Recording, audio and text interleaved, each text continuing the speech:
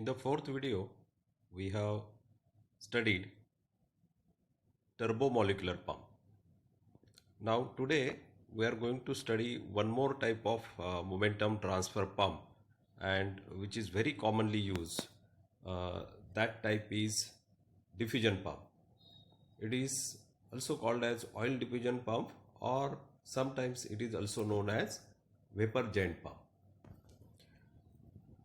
Usually it is used for high vacuum systems, about 10 raised to minus 9 torr, in combination with mechanical pump for backing and roughing.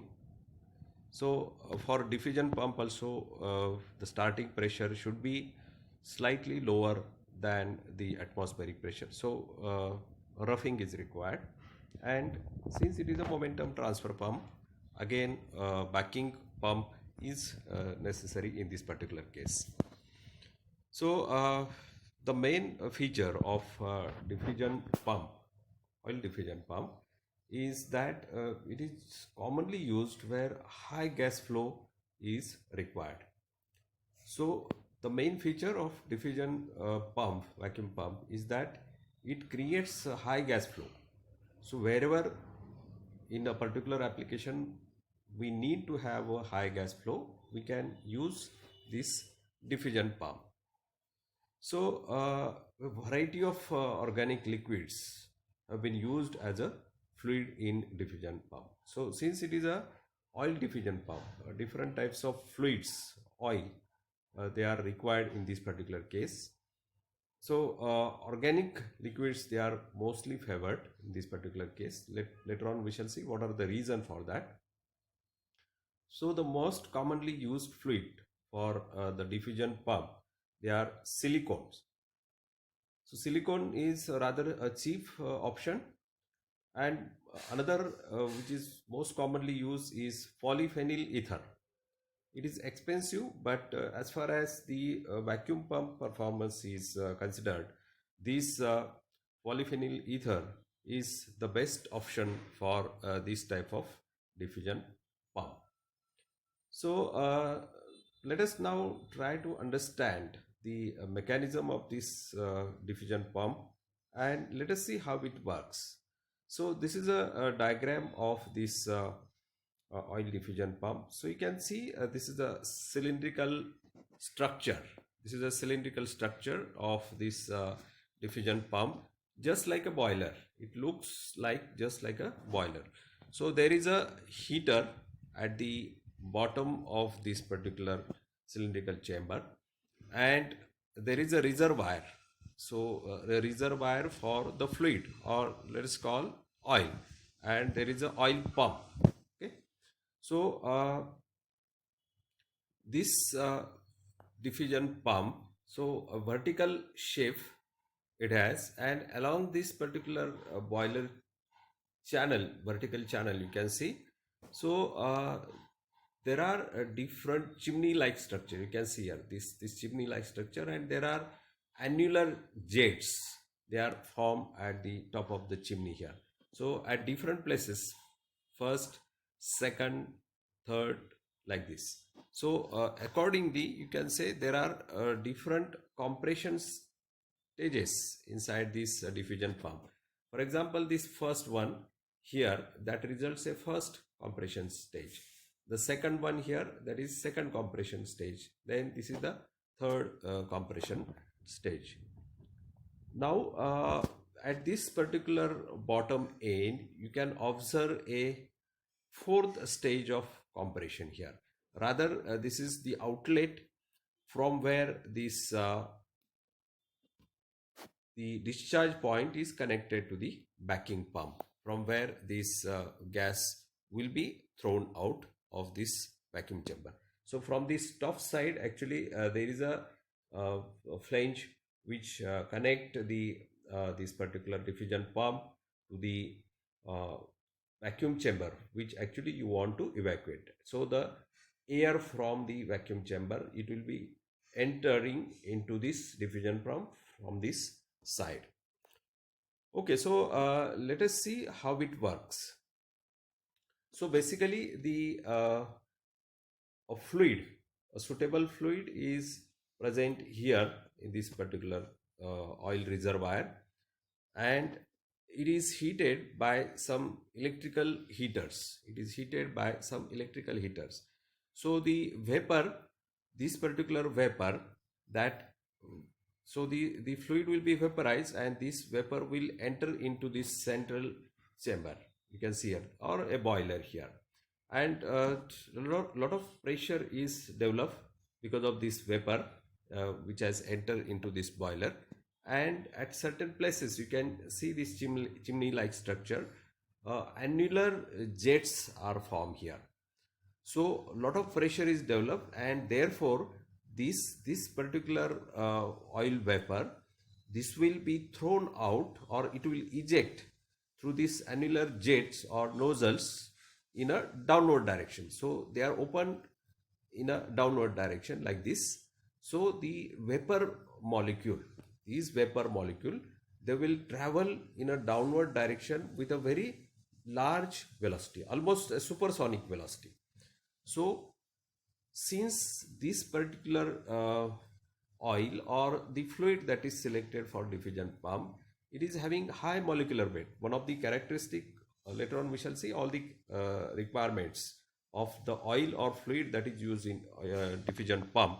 So one of the requirement is that this oil or this fluid used in diffusion pump, it should have high molecular weight.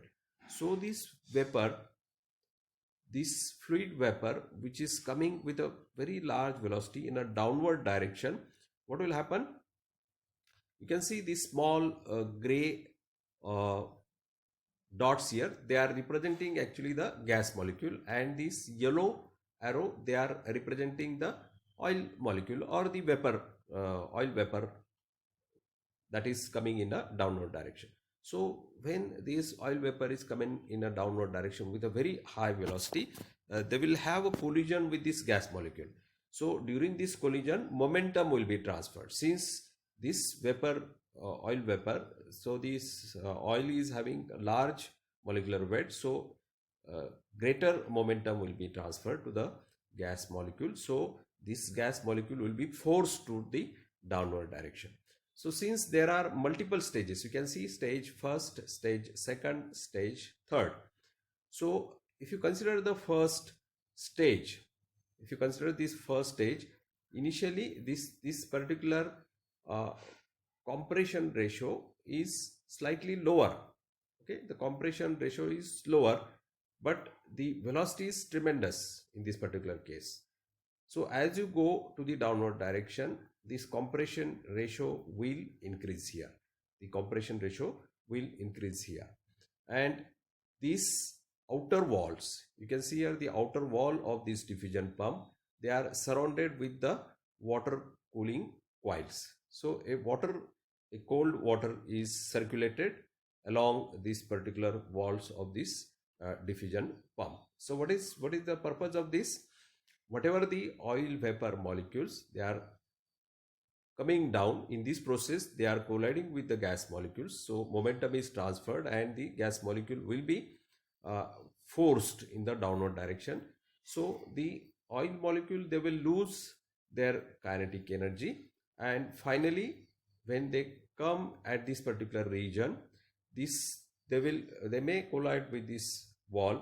So these walls are cooled, therefore the oil vapor will condense, and this oil will be again collected back into the this oil reservoir, so that once again it can be used for further operation. So the same oil is circulated. Okay, so it is vaporized and it is condensed.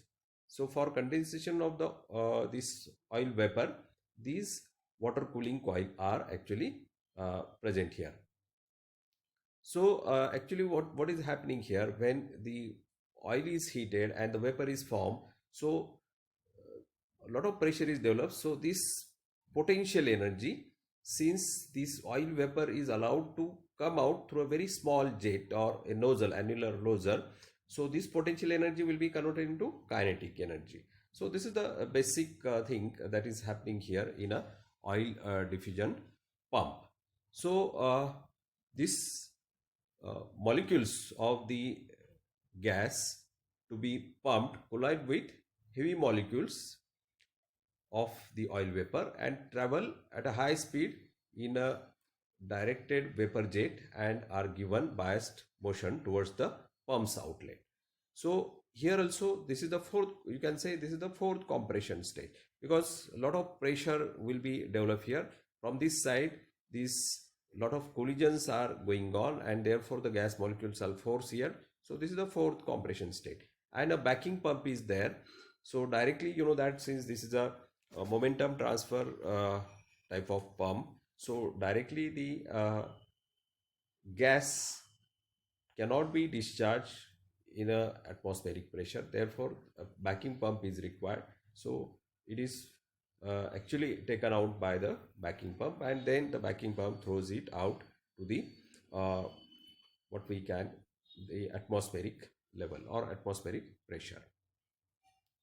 So some of the important features one can see during this operation of the diffusion pump. So the first stage of the at the inlet of the gas, high pumping speed and low compression ratio. So just now I have told you that. So initially the pumping speed is very high. Okay. So that means here the large number of gas molecules are being forced in the downward direction, and low compression ratio.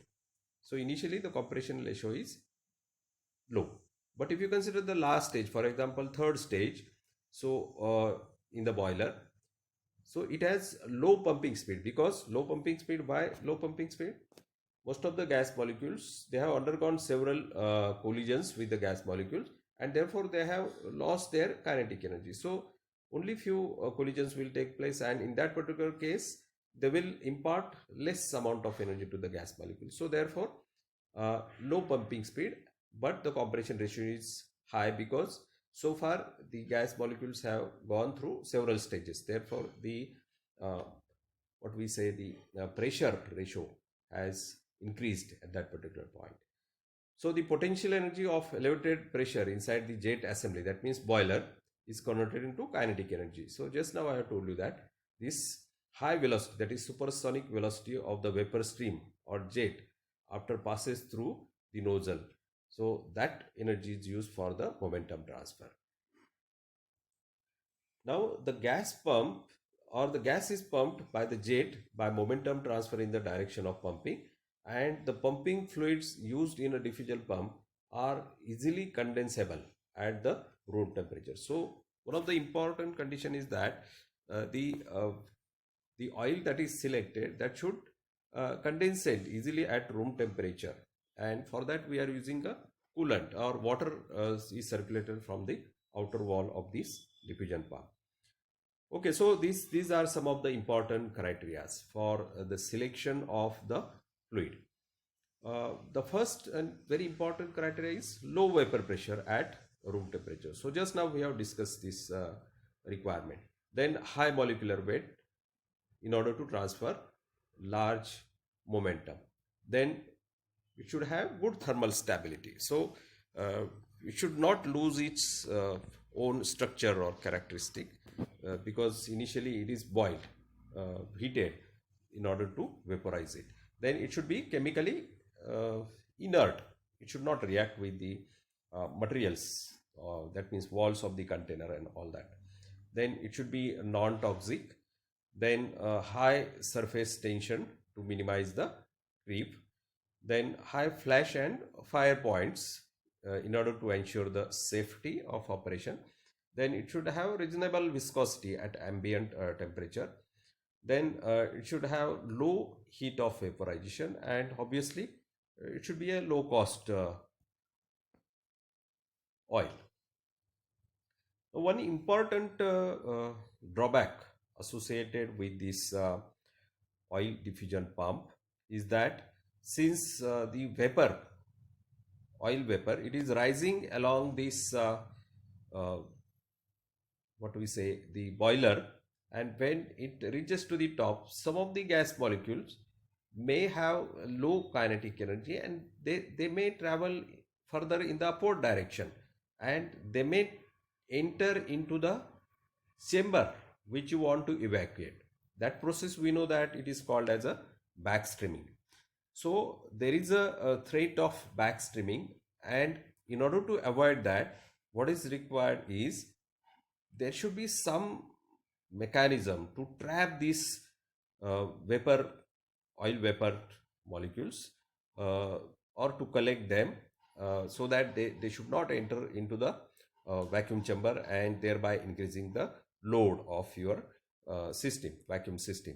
So usually some nitrogen cooling trap is used, or some cryogenic pumps, they are also used, where the oil vapor is actually cooled and it is condensed and it is once again collected, and there is a pumping system. So this collected oil vapor, condensed oil vapor, it is again brought down to the oil reservoir, and it can be recycled or reused for further operation.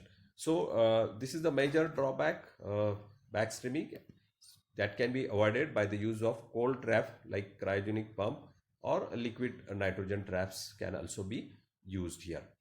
The diffusion pump fluids.